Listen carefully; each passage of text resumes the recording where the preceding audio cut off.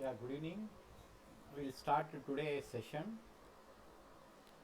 We were discussing about UTs, Union Territory. So, what is the relevance of Union Territory? Why should we discuss this? First of all, you have to understand Union territories were subject to indirect taxes even before GST. Means, in the old regime, also they are subject to indirect taxes. And UTs having legislations means Delhi, Puducherry, now Kashmir, Jammu are uh, having legislations. They used to pass their own laws and they used to collect their revenue. They have the infrastructure. You understand? Like this, they have the infrastructure. So they used to pass a bill, they used to collect the taxes. Okay. Now issue comes with respect to issue comes with respect to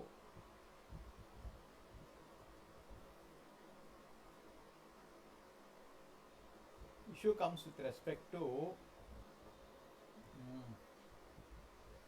with respect to uh, UTs without legislations. Sir, is there assembly in UTs like Andaman, Nicobar Island, Lakshadweep, Dadar, Nagar Haveli, etc. Today Ladakh, Chandigarh, etc. Means there is no assembly. Okay. Then who will take care of these areas? See, they are directly controlled under control of center. Understood? So center directly through lieutenant governor controls these areas. Normally in these territories under UT, Andaman Nicobar Island, Lakshadweep, etc., the population will be around 5 lakh except Chandigarh. Chandigarh story is different. Chandigarh is a common capital for Punjab and Haryana. When the states are divided, both states want Chandigarh as their capital. So the government made the government the center they both agreed to keep the Chandigarh as a common capital. Okay. So except Chandigarh will be having almost 1.5 crore population. Other than Chandigarh, the other areas the population is very less. Okay. So these other areas other than Delhi, Puducherry, Jammu, there will be no assembly, there will be no election. Only election there they will be held is the parliament election, no assembly elections there because no assembly. One then mostly each area may be having one parliament member, one MP or two MP. This is the situation. Ladakh is having one MP. Like that, it will be held. Now, the relevance of these other union territories are they are very small. They are directly controlled by the lieutenant governors. Then, how does if there is assembly, the bill will be passed. Andaman Nicobar, UTGST like that they will pass the bill. But when there is no assemblies, who will administer? So for this, the center in parliament itself they will pass a bill called UTGST. So if any collection is under UTGST, it is administered and collected by the center, and it will be distributed to that. It will be spent on that territory only. See, you understand the financial positions of this territory. Mostly they are loss making only. See, these people are they get 5,000 from them, 10,000 will be their expense mostly, except Chandigarh, exceptions are there. So maintaining this Andaman Nicobar Island, Lakshadweep, etc., the amount of revenue I get is less than the amount I spend there. So understand their financials. So no state want to take up Andaman. Example, Chennai, Tamil Nadu or Kerala can take up Andaman, Nicobar Islands as part of their state, but physically not connected and financially also not viable. When financially viable, anyone becomes our relative or becomes friend. Anything we will take up. But why when we take up Andaman, we will not get anything. We have to give something to them for their administration. So no use. So now the parliament will pass the bill. Sir, for each territory, example for Andaman, will there be a separate bill? Will there be Lakshadweep? There will be separate bill. Ladakh, will there be separate bill? No, it's not possible. See, we have Tamil Nadu GST, Andhra GST, Karnataka GST, Kerala GST, like this money we have. Correct? All these GSTs, many acts has come because they're all the bills passed, approved in their local assemblies. But for these other territories, the other UTs, the UTs without legislations, the center itself will directly involve and pass one single act, not multiple acts, and will collect and will spend the amount on the union territories. They will distribute the amounts to that union territories only. Okay. So here you have to understand the collection, the administration, etc. done by the center. The funds is again given back to the territories. Okay.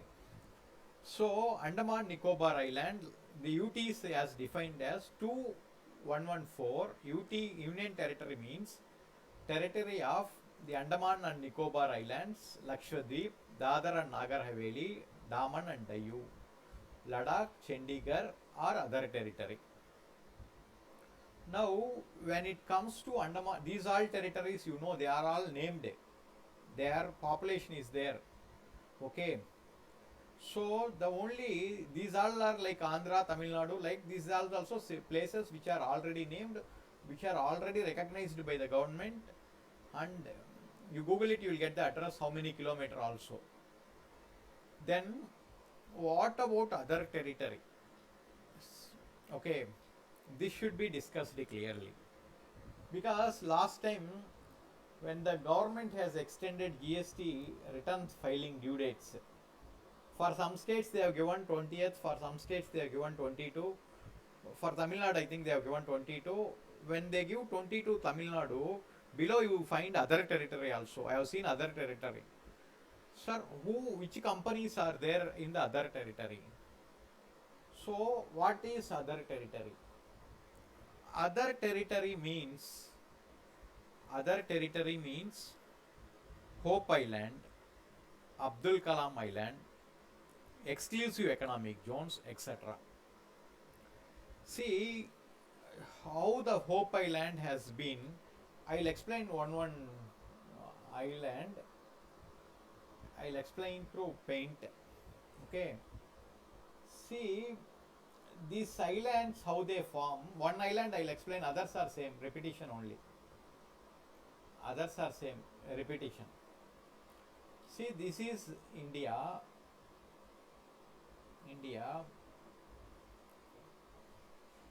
Many rivers flow into India. Many rivers will flow. Okay. Many rivers will flow into India. One is Krishna. One Godavari, etc. Okay. First we will discuss about Krishna. This is the river mixing in the sea. This river will start from a mountain. Okay. From mountain it will start. Okay. And will mix in the sea. Finally it will mixing in the sea. Okay. When it starts from mountain and when mix in the sea, it will continuously bring sand. It will bring continuously sand with it. Okay, it will bring sand. It will bring sand. Okay, this is sand. Assume sand. This sand will come and mix in the sea. Mix in the sea. Here, a small, over the years, over the decades, the sand will start growing. It will grow slowly. It will grow slowly. It will grow. For some years, when it grows like this, then the patch will start a small patch. Then the patch will grow. Okay, like this. This Hope Island has grown up to 142 kilometer near Kakinada. Okay, so when it grows like this, now now 400 people are living on it. Now there is Jew in it. Now from Kakinada there is boats. AP tourism is running. If you catch that boat, you can go there. You can stay in the restaurant there. You can you can be this is like a holiday resort. See, India also is in the course of developing the tourism. So like this, the development has been taken place. So you understand, the islands, small islands will emerge. Sometimes they come up and they may go down also. Reason, because of global warming, from Himalayas the snow started melting. The water level is growing. In Calcutta there is a island called Gorama Island. In that island, it's also into the sea. 64 kilometers something we have to go into the sea. And the island has grown. It has a 40,000 population. Now almost 4,000 only people are there. All the other, because the area, the Gorama Island started sinking. You find these things in Wikipedia. Gorama Island started sinking. So as the land goes on sinking, the people started vacating the area. So these small islands, unnamed islands, which spans from 1 acre to 10 acre, 50 acre, 60 acre, the government doesn't name it because nobody stays there. Now only Hope Island slowly they are developing. Next Gorama Island also, they have, because the government doesn't focus these areas. Okay. So because they are small patches, very less, we can't name them. If it is grown, some people like 50,000 like that, the population has grown, then they'll think to name the island and they'll bring into the constitution under like Andaman Nicobar, like this they'll put this a territory. So I think you understood how the other territories are born. And next one, I will discuss about an island called Wheeler Island. See, currently India is importing all arms and ammunitions. They are importing all military equipments from foreign countries. But now government organizations like DRDO, they started developing their own missiles. So India also now selling missiles. Now India started developing a missile called Agni. Once a missile is developed, they have to test the missile. So that time Abdul Kalam was the president. Or DRDO chief, I don't know correctly, but he was involved in it. When they want the, see, currently the Agni missile 3 was already tested by that time. It was tested in a place called Chandipur in Orissa, and they have temporarily a structure there. But government now continuously getting orders from foreign countries, and for Indian production also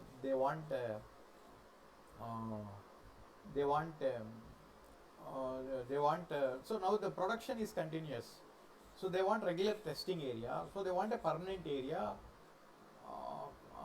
for this for this Agni missile. So they requested the government of Orissa to allot land for this testing permanent. So they want to build a permanent area pet setup. The Orissa government has asked to it went to it gave notices to a district called Balaspur to vacate the area fully. Then what Balaspur did to there are 1,30,000 people in that district in 130 villages. Now the villagers has to vacate their how they are come on road. The government will pay compensation. They have to leave their agricultural lands. They have to leave their home. They have to come out and leave. So anyway, you will know immediately the people will start resistance. Now what then the chief of DRDO Abdul Kalam sir has suggested, why are you vacating the public? There is an island near to your Bhubaneswar. From Bhubaneswar it is almost 72 km, but nearest to coastline it is only 12 km something. So they requested, why you want to vacate the villages? You give a Wheeler Island. That time only Wheeler is when English rules, is some official in British, some commandant something. In his name the island was there that time. Okay. So he requested, why the Wheeler Island anyway is vacant, you allot that island. We will use the island. It is safe than vacating these villages. Okay, so Wheeler Island has, on advice of Abdul Kalam, the Balaspur district has been protected. They were, and the government renamed the Wheeler Island as ABJ Abdul Kalam Island. So, on the advice of Abdul Kalam, it got. So they have changed the Agni missile testing area from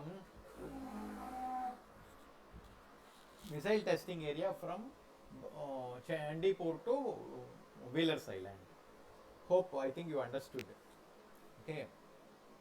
So, sir, how many islands are laid? Like there are infinitive islands. Many islands, 1 acre, 2 acre, 10 acre in the sea up to 200 nautical miles is our area. India can do business in the 200 nautical miles. In many patches are there in the sea. All these patches are ours. So anyone does business tomorrow in these patches. Tomorrow you may get minerals. You may get natural resources. So tomorrow, if anything is found in this, or anyone constructs a hotel, resorts, or anyone uses this area for tourism, so many resources may come. So I think you have understood. There are many. You go Wikipedia. You search other territories in India. You get many things. Next, sir, in Wikipedia also doesn't name all these areas. They'll name only areas which are at least 10 acres. But what about 1 to 2 acres in sea? There are number of patches, unlimited patches are there. So this will not be named. Okay. So I hope you understood other territory. So conclusion, other territory means unnamed territories existing in the sea. Example, Gorama Island in Calcutta, Hope Island near Hope Island in Andhra, etc. If you want to see Hope Island, I will show Hope Island. Just to see Hope Island.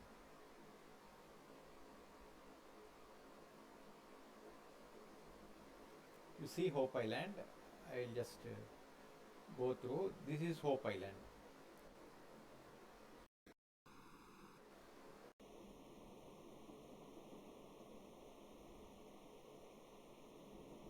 Just wait, it's coming. So next, so is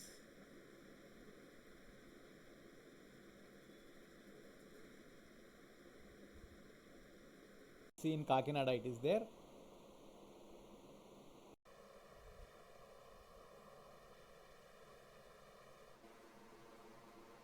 This is Hope Island.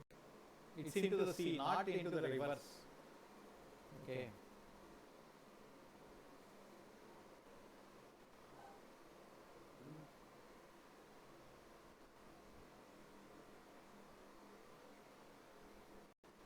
The US CPA exams are now right here in India.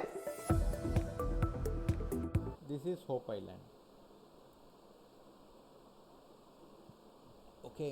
ఇటువంటి ప్రదేశాన్ని ప్రతి ఒక్కళ్ళు కూడా చూడాల్సిన ప్రదేశంగా ప్రతి ఒక్కళ్ళు కూడా చెప్పుకుంటూ ఉంటారు. It's in the sea.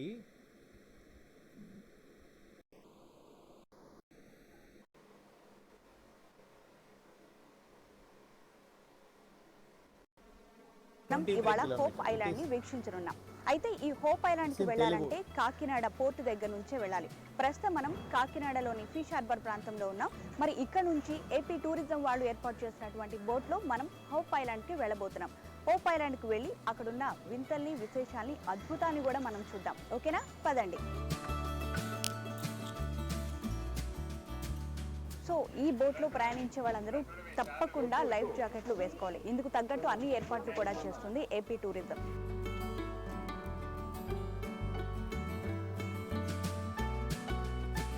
So ఇక్కడ చాలా మంది కూడా మనతో పాటు ట్రావెల్ చేస్తున్నారండి హోప్ ఐలాండ్ చూడటానికి. సో ఇక్కడ ఉన్న ప్రతి ఒక్కరు కూడా లైఫ్ జాకెట్లు ధరించారు. అండ్ అలానే ఇక్కడ పోలీస్ వాళ్ళు హెచ్చరిక కూడా చేశారు. లోతైన ప్రదేశం ఇచ్చట ఊబి ఉంది, ఎవరు స్నానానికి దిగద్దు, ఈ ప్రాంతంలో లోతైన ప్రాంతంలో వెళ్ళొద్దని చెప్పారు.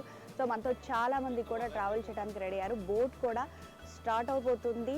సో అందరూ చాలా యాంగ్జైటీగా, చాలా ఉత్సాహంగా ఉన్నారు హోప్ ఐలాండ్ చూడటానికి. సో మనతో పాటు చాలా మంది పీపుల్స్ కూడా మనతో ఉన్నారు ఎంజాయ్ చేయడానికి హోప్ ఐలాండ్ చూడటానికి. సో మరి హోప్ ఐలాండ్కి మరికొద్ది సేపట్లో మనం బయలుదేరిపోతున్నాం.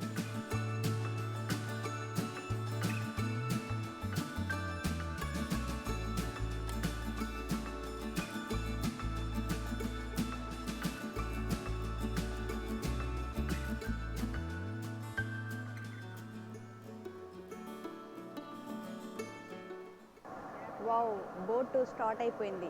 హోప్ ఐలాండ్ చూడటం ఒక ఎత్తు అయితే ఈ సముద్రంలో జర్నీ చాలా సూపర్గా ఉంటుంది. సో మనం బోటు బయలుదేరేటప్పుడు కూడా మనకి బోట్ మేనేజ్మెంట్ చెప్పింది ఏంటంటే జాగ్రత్తగా ఉండాలి, మీరు ఏ ఇబ్బంది లేకుండా. మనకు కనిపిస్తుంది విజువల్స్లో హోప్ ఐలాండ్ ఎంత అద్భుతంగా ఉంది.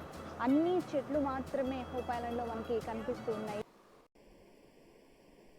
Need a professional logo for your brand? I've used the new Wix logo maker to create one for my startup. I'll show you how.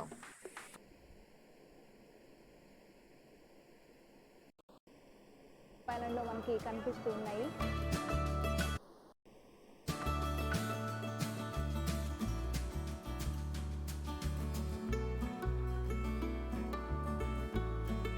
Now they are constructing hotel resorts. Now it is being developed. మన tourism వాళ్ళు ఏర్పాటు చేసినటువంటి ఆ shelter కూడా స్టార్టింగ్లో మనం చూసే మండాలని మన లోపలికి వచ్చే ఒత్తి కూడా ఒక డార్క్గా ఉంది, అంటే ఒక గుహలాగా కనిపిస్తుంది. ఇక్కడ ప్రతి చోట కూడా చుట్టూ మనం చూస్తే చెట్లు, అందులో తుమ్మ చెట్లు చాలా ఎక్కువగా ఉంది. So you can watch in YouTube Hope Island. Okay. Now we'll discuss further. Sir, what about sea? We have 200 nautical miles into the sea. We call it exclusive economic zones. So India has right to do business in this 200 nautical mile. Okay. Now issue is, if example in KG Basin near Kakinada, the oil and natural resources have been found. First around in 2000s, Reliance has found. After 5-6 years, ONGC has found natural resources. You find many YouTube videos for this. I'll explain when I'm explaining section 9 also in detail. And the Reliance found natural gas resources in Hope this the sea. The value worth is in between 2 to 3 lakh crore. Just for they have just to set up the factory.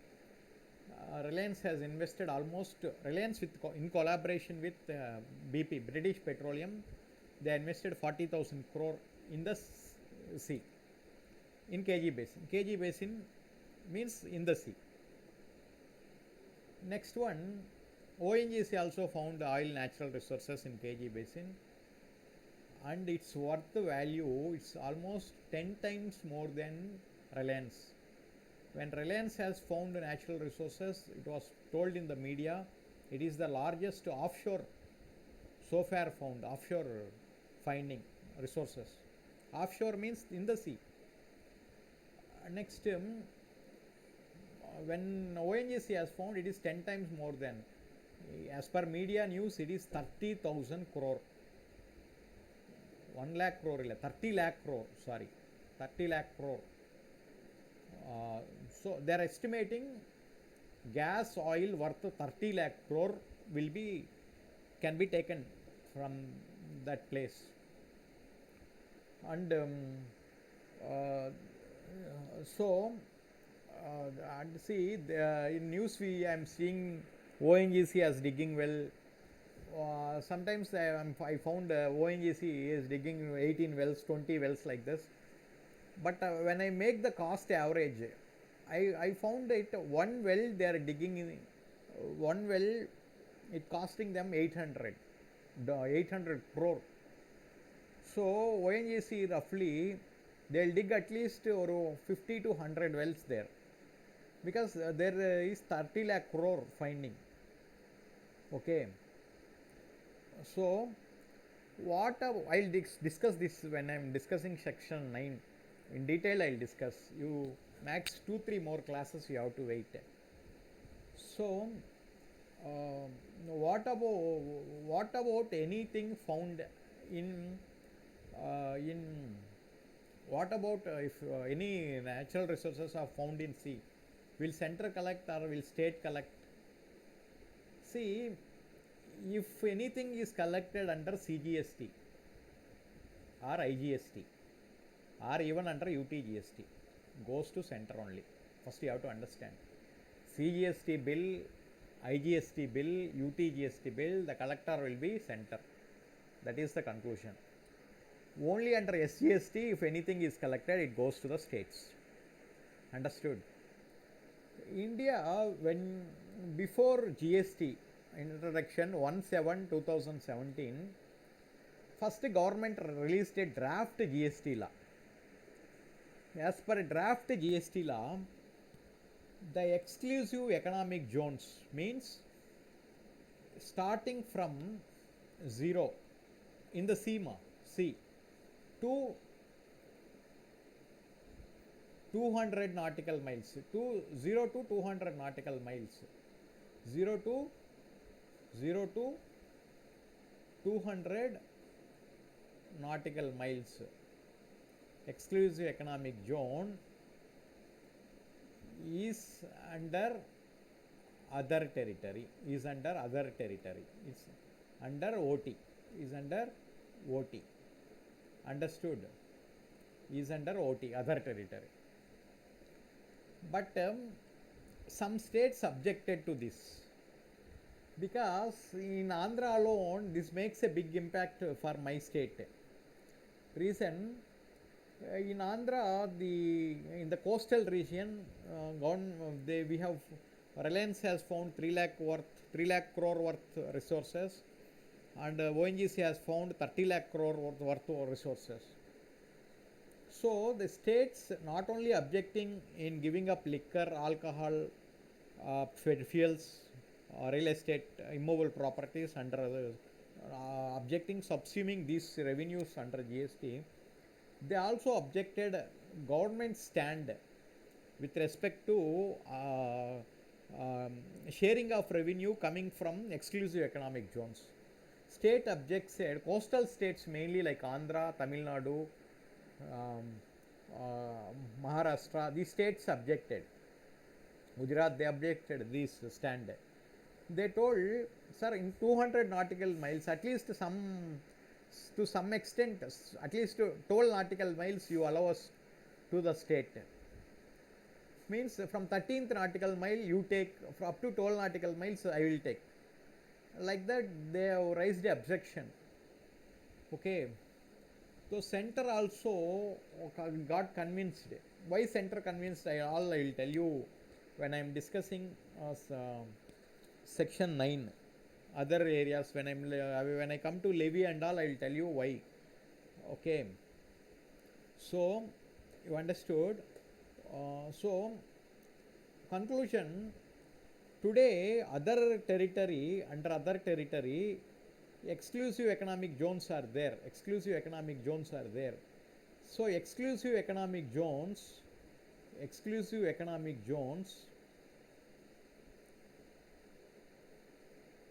I'll write a chart. I'll put a chart.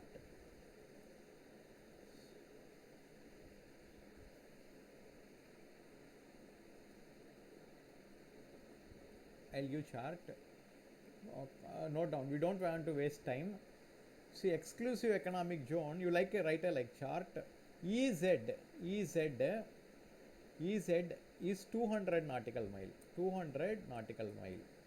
In this 1 to 12 is 1 to 12. 1 nautical mile to 12 nautical miles. 13th nautical mile to 200 nautical mile. Okay. 1 to 12 nautical miles.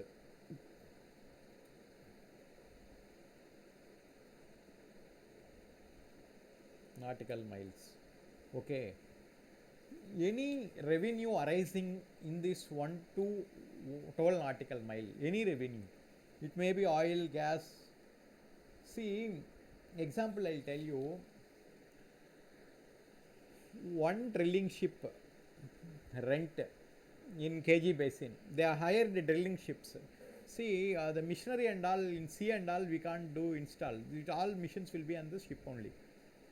So one drilling ship hired in KG Basin, in Krishna Godavari Basin, 450 crore rent yearly, per year. You assume 450 crores into 18%, almost 9-10 crores just on one drilling ship. Understood? This revenue comes to the state.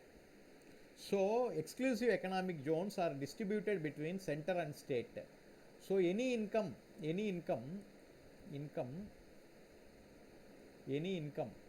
I'll write here, any income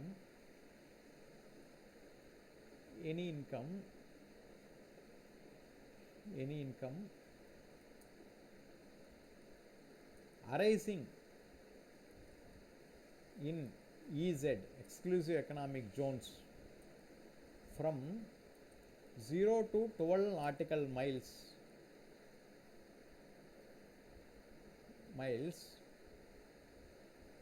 will be coming under SGST and CGST. Any income arising from 13th nautical mile to 200 nautical mile will come under UT, GST and CGST. Okay, understood? Hope you all understood. So out of 200 nautical mile, 12 nautical mile goes to the state, and from 13th nautical mile, 200 nautical miles, this comes under, because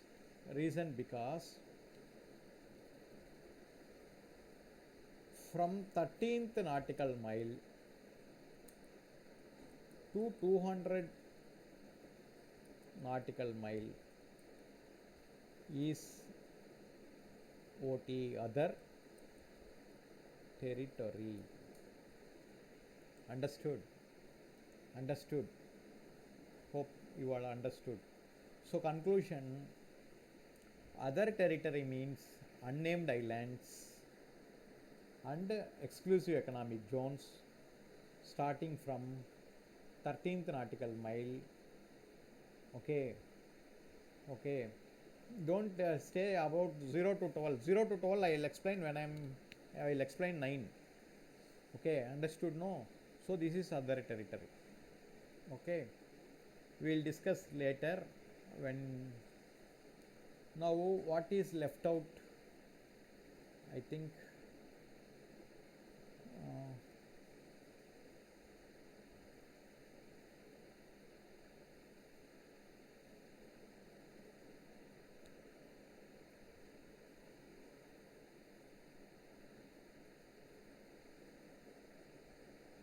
explanation I will teach when I was teaching the problems.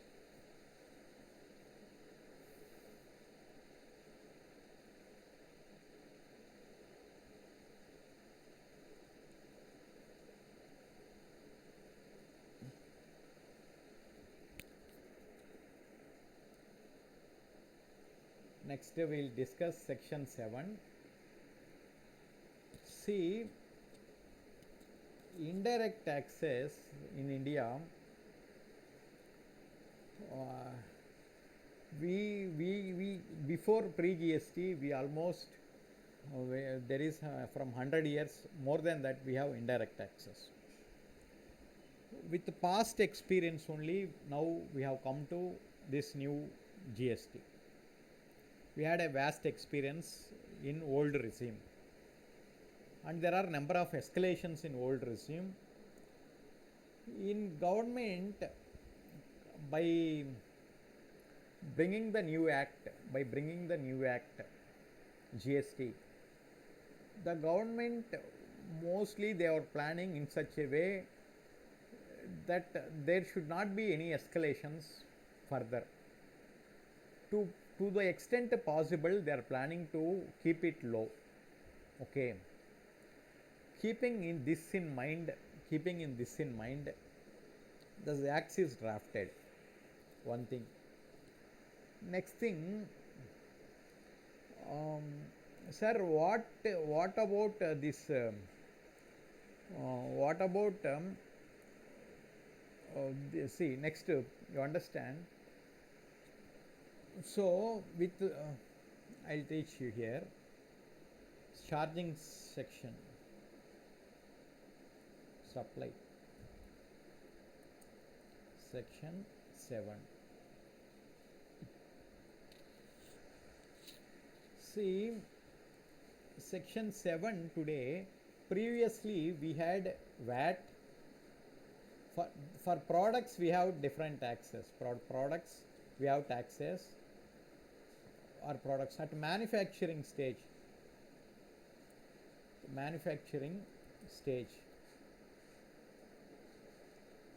If you produce example excise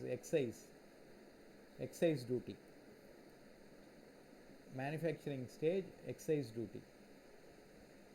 For products I take it A, this is I take it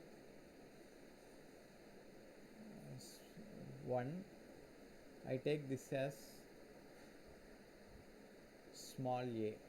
Okay, at manufacturing stage. Okay, so services will come under B. Okay, excise duty. Again this excise duty we are divided into two types. Excise duty again divided into two types. Okay, for liquor there is state excise. Other products there is central excise. Next B, at the sale stage the sales stage.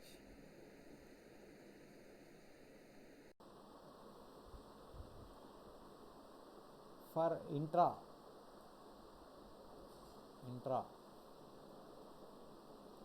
VAT will be levied.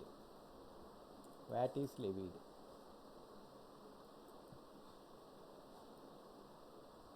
Okay, inter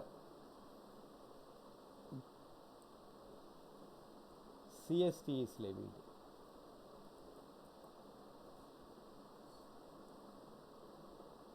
Export customs is levied. Okay, this is for products. Okay, see, sir, what happens if different taxes are levied? See, when you have more departments, the administration cost will increase. Okay, then it will be a hindrance for the businessman. Reason, I have to take excise registration, I have to take CST registration, I have to take VAT registration.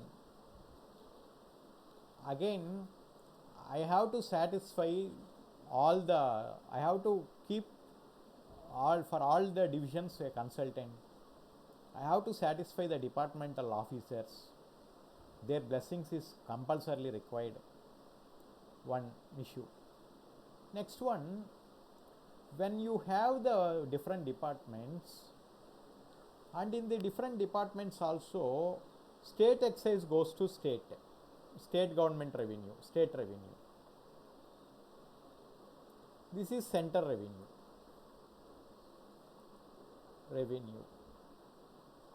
Okay, next VAT is state revenue. CST again is a state revenue, but collected and given by center. Administration by center, revenue goes to selling state. Export is under again center for products. Okay. So now the problem comes to the businessman. Multiple registrations, one issue. Multiple returns filing, multiple consultations, multiple litigations, multiple officer blessings. Okay, these all issues will come. Next, when you come to input credit, for see this state revenue itself, when for paying VAT, CST cannot be claimed as credit. For paying VAT, CST cannot be claimed as credit. So when you are taking input credits, CST can't be availed against CST credit cannot be availed for payment of VAT. One issue. Central excise can't be availed for payment of VAT because it's paid to a different person. Okay. Vice versa. For this, vice versa. I think spelling is correct. Vice versa. This issue is there. Okay. Okay. Next one.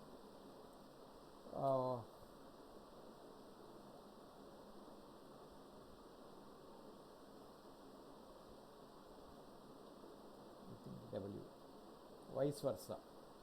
Okay. Next, for payment of service tax, for paying service tax,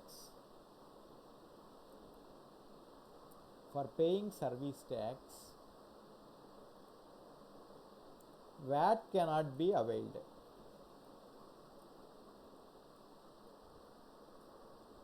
CST cannot be availed.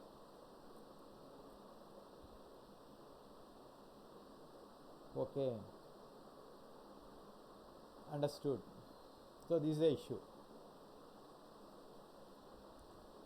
See, you understand, when the government fails to give credit, it will impact your cost. It will impact your cost. When it impacts your cost, it will impact your cost of production. When cost of production is impacted, your sale price will get impacted.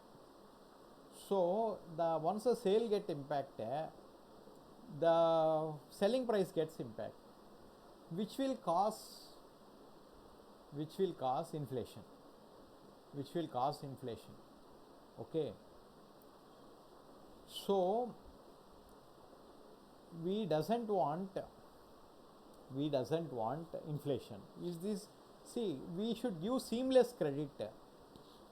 See, the goal behind GST launching is there should not be 1 rupee paid at the preceding stage be disallowed in the next stage, unless it is a personal expenditure. Some expense they can disallow because of some issues. Unless it's not genuine, it can't be given. Personal expenses only can be disallowed. Okay. So this idea behind GST launch is the inflation should be controlled. The cost of administration should come down. This is the idea. Okay, idea. So, and you understood. Now for the product it is over. For service, B, you take service. B, services.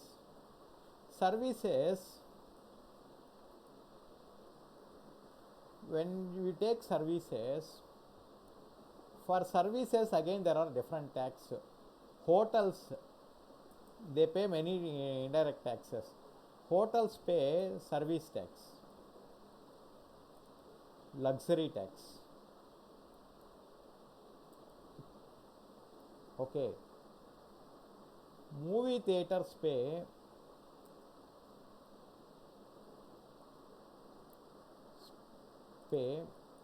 entertainment tax.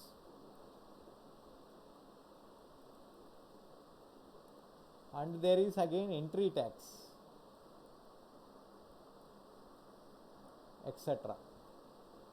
Luxury tax, octroi. Like this, there is many hindrances. Okay, understood. So for products there is no, at least for products alone we have not come under. See, this luxury tax and service tax is under central revenue tax, central revenue, central government revenue. Entry tax, luxury tax, state revenue. Okay, understood. Now again there is in payment of service tax, in payment of entry tax, in payment of entertainment tax, we can't take credit of service tax. See, reason behind these all things is some taxes goes to the other states. Example, CST is not given credit because it's paying to originating state. Entertainment tax is not allowed for credit as service tax because it's paid to a state that is paid to a center. Okay, so if you government want to give credit, if we want to allow credit, we see at the preceding stage,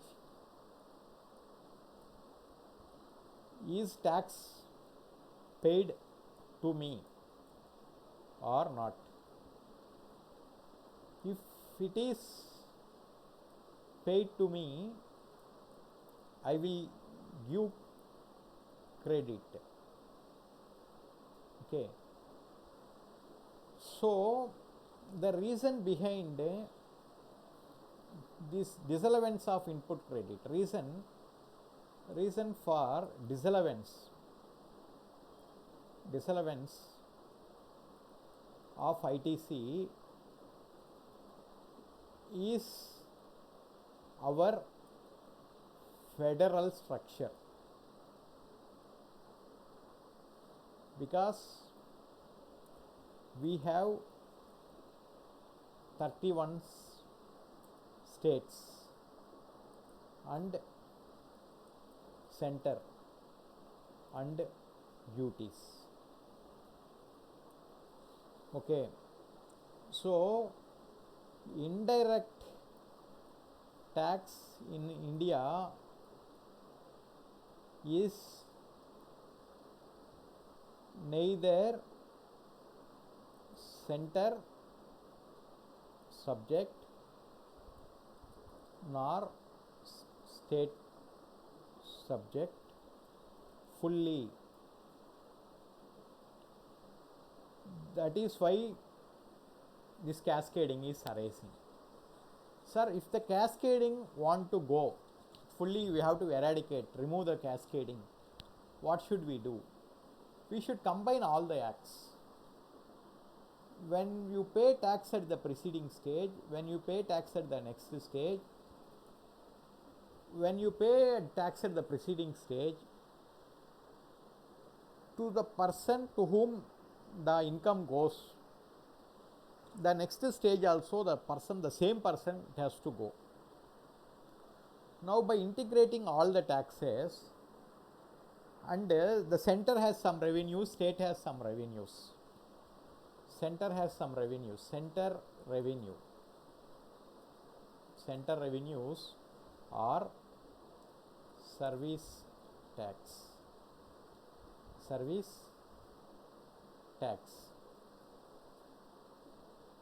central excise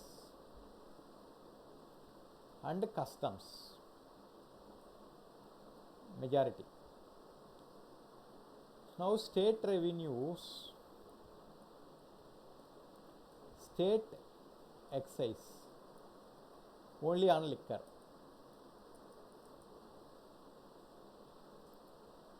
entertainment tax, octroi,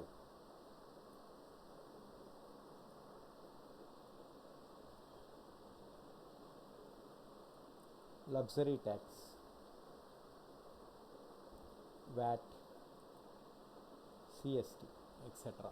This is state revenues. Now I will combine all this into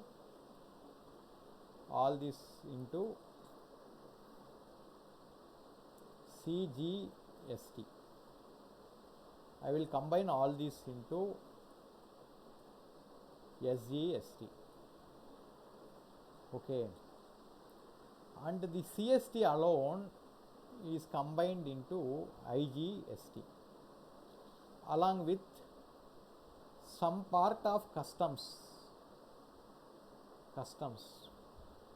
So IGST is ACD. I will explain in customs. And CST, both are integrated. These two now became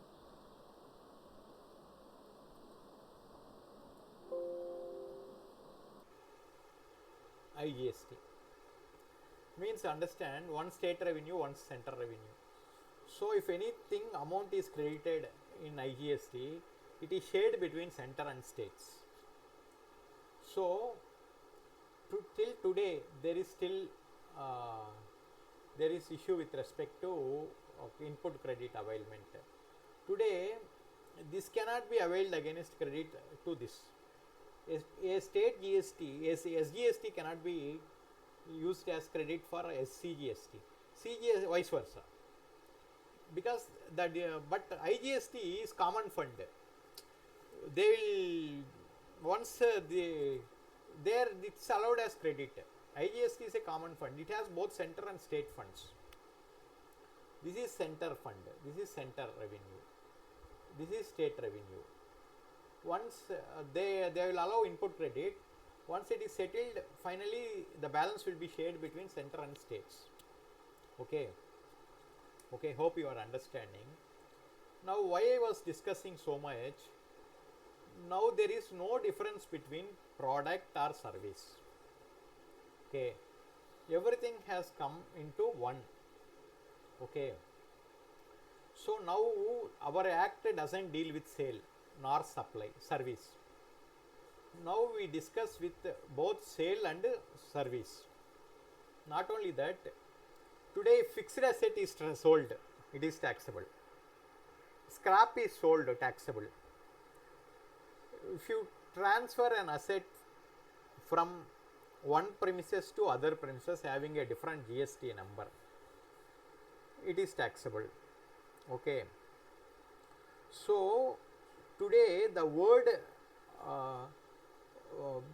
services means not done by professionals like chartered accountant, doctor. Ide service illa. Renting a property is taxable. Next, license is taxable. Software Tally can be licensed, taxable. Okay. So now the scenario has been changed. Now the sale has gone, service has gone, now supply has been emerging. Under supply, sale is there, barter, a good is exchanged with good. See, we need consideration. The consideration can be in cash or kind. The law never said the consideration must be in cash. So, when I give a product, you give me a product, this is called barter, taxable. So, exchange ki difference product barter can now. If in exchange one product is given for other product and the difference is settled in cash, this is called exchange. We give old products, we pay balance, difference price, we take good. So today, immobile property renting, minerals renting, any rents, wherever you say good can be rented, becomes taxable. Leasings are taxable. Okay. Transfer, fixed asset you sell you sell your fixed asset, it is taxable. You dispose of your scrap, it is taxable. So elaborated, you have to think elaborated. Okay. So come to the definition, section 7. I will discuss all sections. First section, see today all forms of supply. It can be for goods, service or both. Both means works contracts. Example, a hotel will sell food. It comes under both. It will do hotel industry, hire purchase, such things many are there. We will discuss in schedule 2. Okay. So all forms of supply, good, service, both. It can be both. We can do sale or any transfer, sale. I told you no, transfer, even fixed asset, lease, rent, dispose. Okay, it is taxable.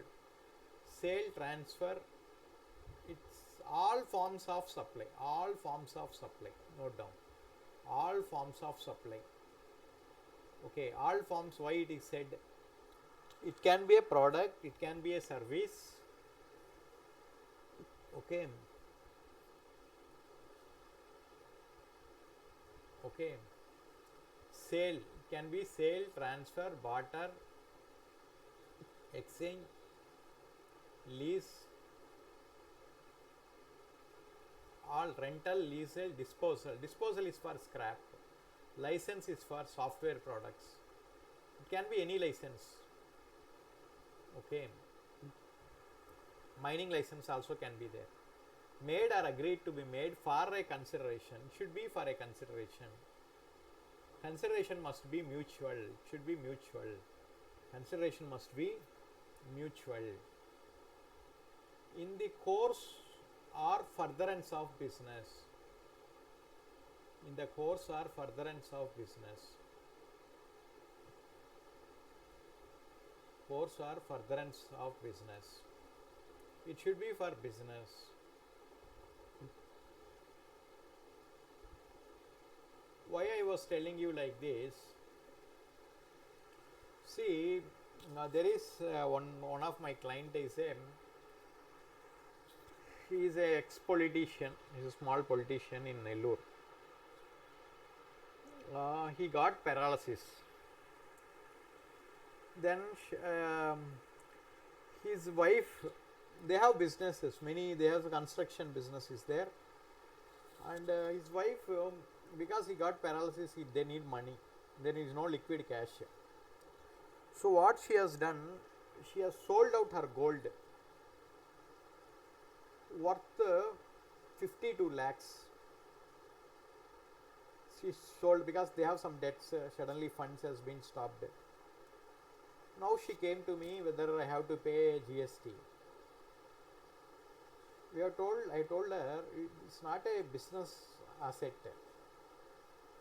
It's her personal jewelry. When she is selling it out, it doesn't become taxable. Okay. So in course or furtherance of business means it should be something which should come with the intention to make profit. Activity should be with the intention to make profit. Then only it will become supply. Okay. Hope you understood. Example, there is a trust. Trust is given taking care of the homeless children or orphans. We can call, I think, orphans. But the orphanage rarely get some parents who doesn't have children. They'll come and they'll ask for adoption. They may come from India. Sometimes even they come from foreign to this trust. So the orphanage, they have given the children for adoption, but for giving adoption they have taken some fees, because up to 6 years the child was brought there, and the fee arising from adoption they will use it for some other children to grow them. As per adoption rules, they can collect some amount. There is rules there. I think for up to 6-year children they can collect 14,000 as per adoption rules. Now the trust has collected adoption fee. Now the trust came to authority for advance ruling whether they have to pay tax. It was told it's not payable. It need not pay, because it's not in course or furtherance of business. Charity is not charitable acts are not business acts. Charitable acts are the object doesn't, business has the object of earning profit. Charity doesn't have the object of earning profit. One. Then in that case the law has told the judgment, it has come like this. Consideration means dual side. One side is the child, other side is the money. Okay. When you give money, it's a consideration, one sided. The opposite side also there should be a consideration. Consideration must be mutual, both sided, two-ended. So the child doesn't become a good or service or both. Child has a life. It's a human being. So human beings are not goods. Like this also the authority for advance ruling gave the ruling. Okay. It's not landmark judgments, just to understand I am telling. In the course or furtherance of business means tomorrow you may have a old car, you are using it for, assume you are a government employee or you are an employee in a company, you have a personal car worth 80 lakhs, you have sold it, it doesn't become taxable. This is what? 7.1a discusses about forward charge, means I will do supply. Okay. And here the main ingredients are, the form may be any form. It can be sale, transfer, lease, barter, exchange, made or agreed to be made for a consideration. So conditions are, 3 conditions are very, very important. It should be for consideration.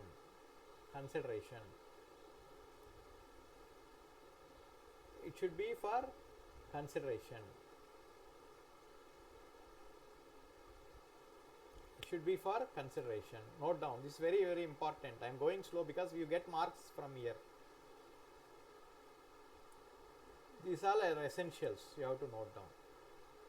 This should be for consideration. Okay. Next.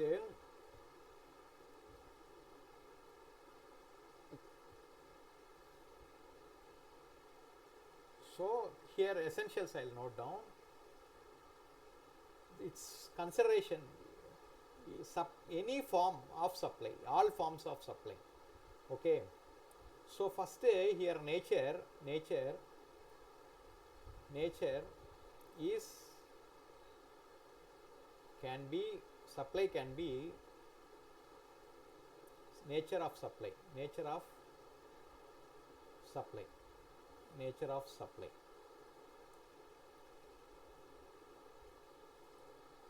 supply can be goods, services, or both. 1. 2. It should be for consideration.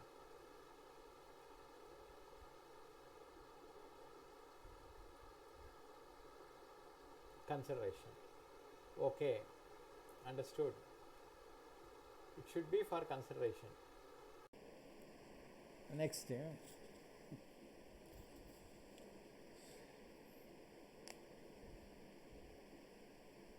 For consideration. Next, it should be, the activity should be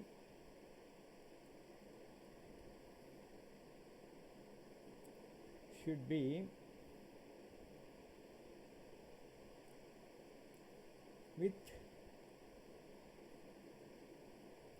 intention to earn profits. Okay, and this is under forward charge.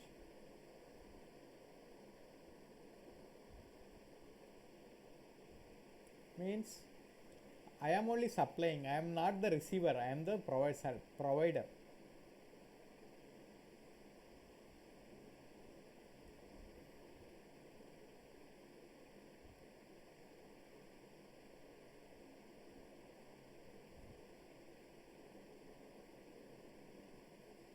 It's under forward charge. Okay.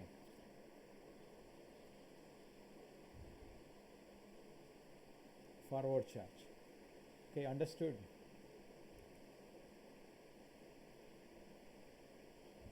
I put like this, forward charge.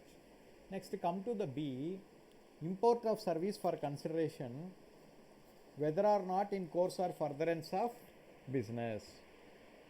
See, this is an import. Okay, you have to note down like this.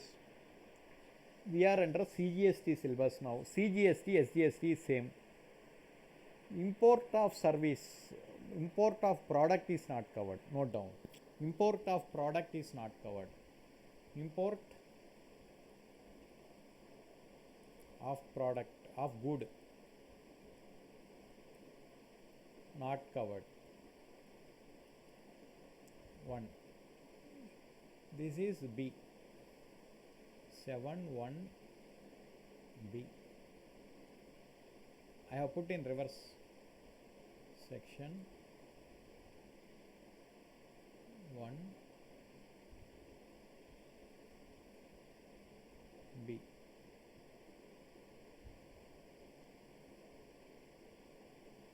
Not covered. Import of goods not covered. Okay. Import of goods not covered. Next, it should be for consideration. This is same. It is okay. Now, in the course or furtherance of business, ingilla. Okay. May or may not be in course of or furtherance of business. Means this is under reverse charge. This is under reverse charge. Okay, understood. Why I was telling like this? Section 71B is talking about a person who will import services. Sir, what about goods? If he import goods, he will pay tax under customs. He will pay tax under customs. Okay. He will pay tax under customs. I am not bothered. So, if you import services, services are intangibles. Okay. If anyone comes, we can't stop them at the port and ask to pay service tax and go, because we don't know why he has come. Okay. So now the issue is, when a service is imported, sir, I have called a beautician from Singapore for my daughter marriage. Okay. Sir, I have called an interior from Singapore to build my house. Interior to design my house. Sorry. To design my house. This is not a business activity. You build a house worth a villa with 10 crore. You paid 5 crores to an interior coming from Singapore. He has designed everything. Now, are you liable to pay taxes? Because the activity of import of service has not taken place in course of or furtherance of business. Why? You are a government employee earning crores of rupees. You have built a house. You doesn't have a business. Now should I pay taxes? So difference between 7.1a. 7.1a talks about only in course of business you make a transaction, you are subject to GST. But 7.1b talks about reverse charge. When you avail any services which are imported to India, even though it's not in course or furtherance of business, it is subject to GST. Okay. So don't tell that the activity is not for business. But the only condition, it should be for consideration. Means, if an interior from Singapore comes and designs my house, should I pay if he doesn't charge me anything? Sir, why he doesn't charge you?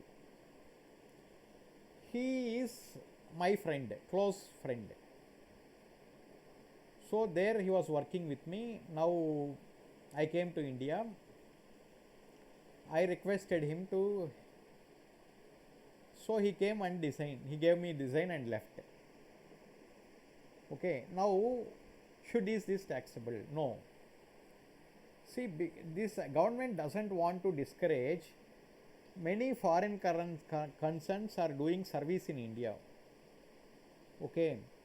See, when there is no consideration, there is no supply. See, all free activities are, we doesn't want money in that. That doesn't relate to business at all. Okay.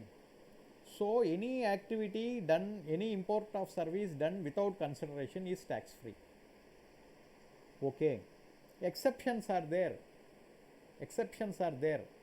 Today I will tell you, any import of service without consideration is tax free. It's not a supply, I will tell. But tomorrow again I will tell, any import of service from a foreign country, even without consideration, is taxable, I will tell tomorrow. You should make the mind both ways.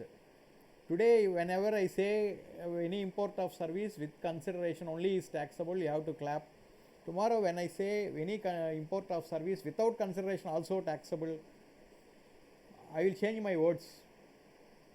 Then also you should be happy, because every law has exception. Okay.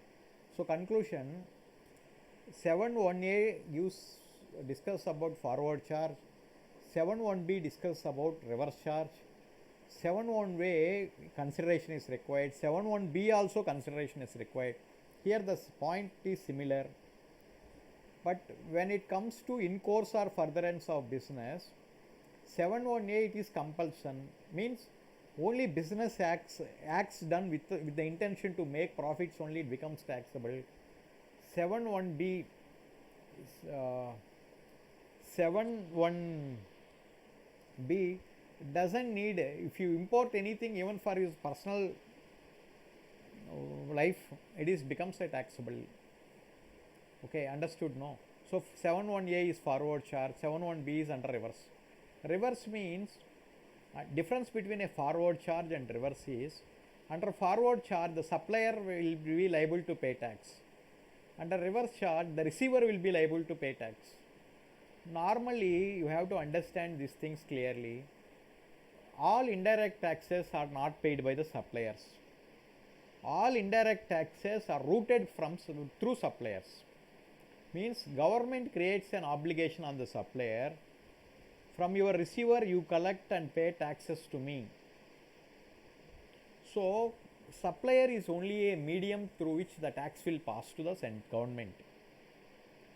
Under reverse charge, under forward charge or reverse charge, the taxes will come from the service receivers only. Under forward charge, the tax comes from service receiver to service provider. From there it will come to government. Under reverse charge, the service receiver directly pays to the government. Understood? So in both cases, the taxes comes to the government is the receiver, the payer is the receiver. Supply receiver means service receiver or goods receiver. Buyer, we have to say buyer. So you make the mind in such a way that all indirect taxes will comes from buyer, all indirect taxes will go to the government, all indirect taxes in forward charge will go indirectly to the government, from buyer to seller, from seller to the government. Under reverse charge, the buyer only will pay tax to the government, but instead of giving to the supplier, he will directly deposit the tax to the government. Hope you understood. Now we will discuss about the schedules. See, government previously in old law you would have seen schedules. Okay. In schedules there is 2-3 schedules. See, government tomorrow in few classes I'll tell why. Tomorrow I will discuss, morning I will discuss why schedule 1 is given, why schedule 2 is given, why schedule 3 is given. Government today they have given schedule 1, schedule 2, schedule 3. Reason, in olden days, before GST, pre-GST, we had lot of escalations. Example I will tell you, supply of food, hotel, restaurant services, works contracts, hire purchases. Like this, there are numerous disputes. Some courts say hire purchase is service. Some courts say hire purchase is sale. Some courts say hire purchase is has both. Okay. Previously in olden days, when I was studying, I used to face lot of when in service tax we used to get abatement chapter. I never understood why they are giving abatement. See, whenever you say, suppose I sold idli for 100 rupees. Now VAT department will say, in this 100 there is sale element, there is sale element, there is sale element, there is sale component and a product component.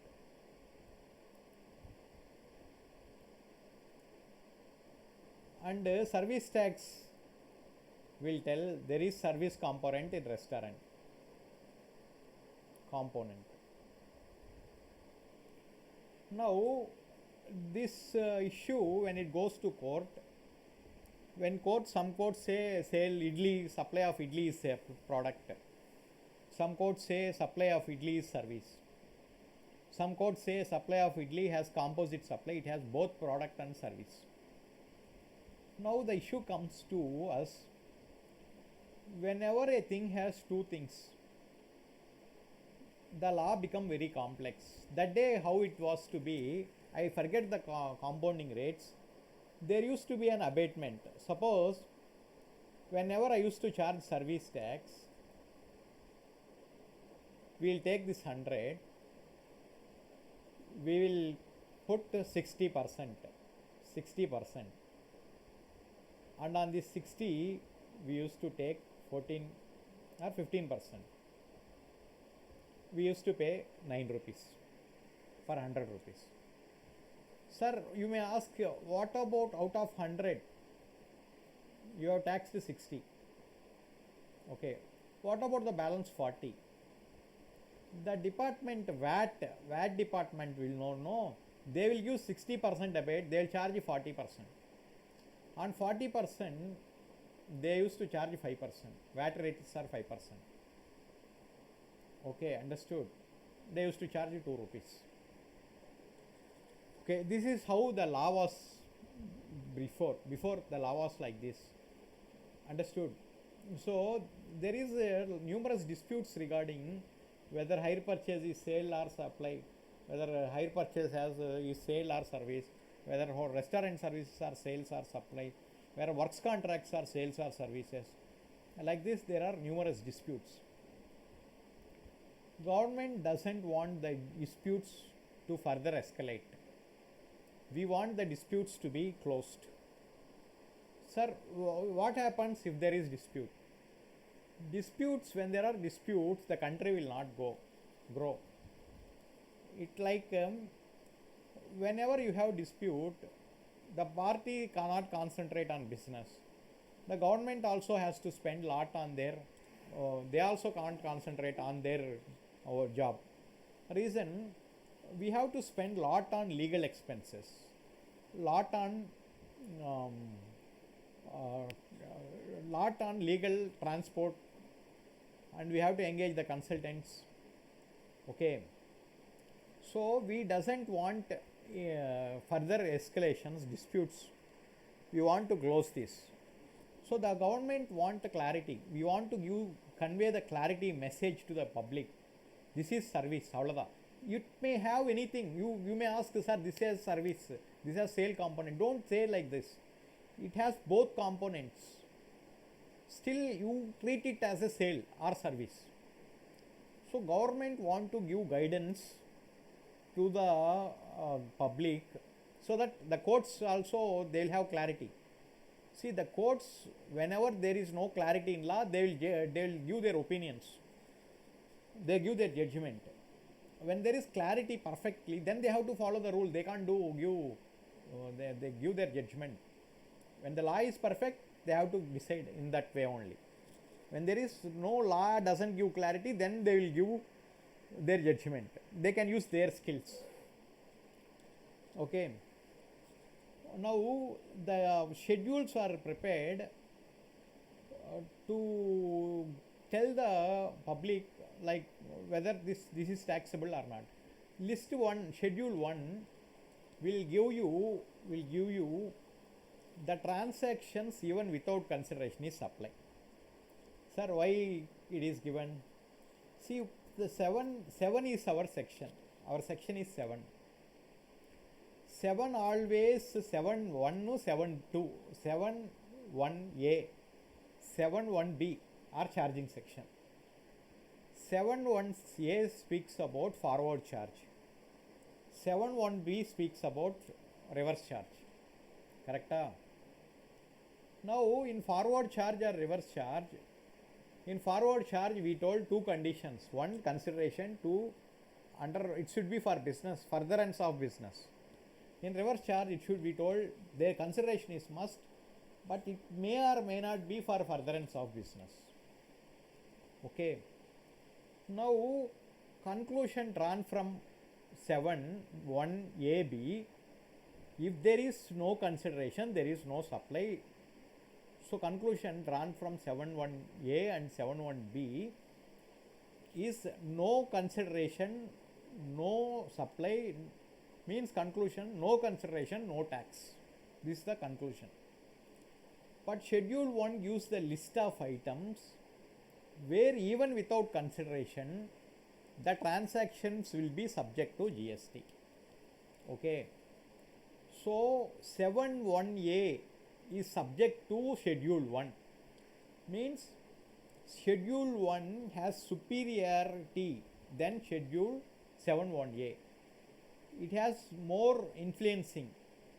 Whenever the 7(1)(a) and the Schedule 1 compete, you have to adapt Schedule 1. Okay, because this gives the exceptions. And Schedule 2 gives the list where it will tell it will have the some composite supplies, example restaurants, works contracts, etc. It will tell you whether works contract is supply of good or service. It will tell you whether restaurant services are goods or services. So, sir, by this what will happen? The law becomes simplified. The abatement concept and all very tough. See, law should not only be the law should not only be good, it should also be compliable. It should be digestible to the public. Public should be able to easily understand, appreciate the law. You keep abatements and all. When a chartered accountant, a student who is studying final doesn't understand what is abatement, how can a common man understand what are abatements? Okay, so we are trying to make the law so simplified.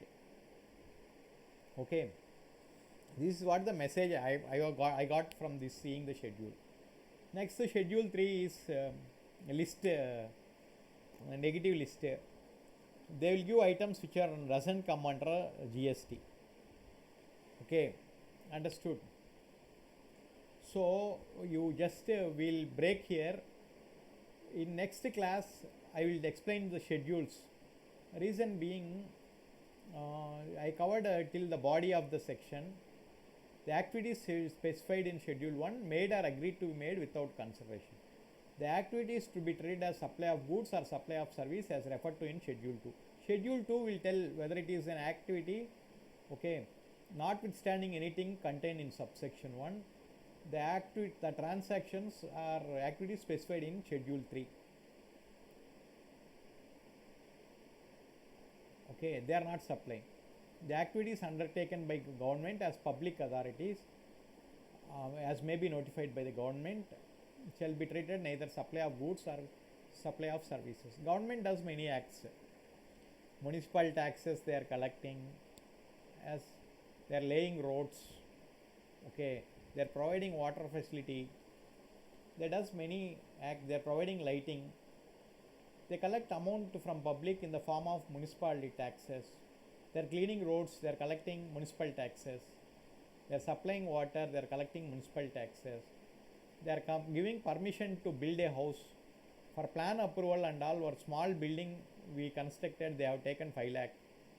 So like this, the building plans approval and all this will be very costly affair which government does. So whenever government notifies, they will become tax free. If the government doesn't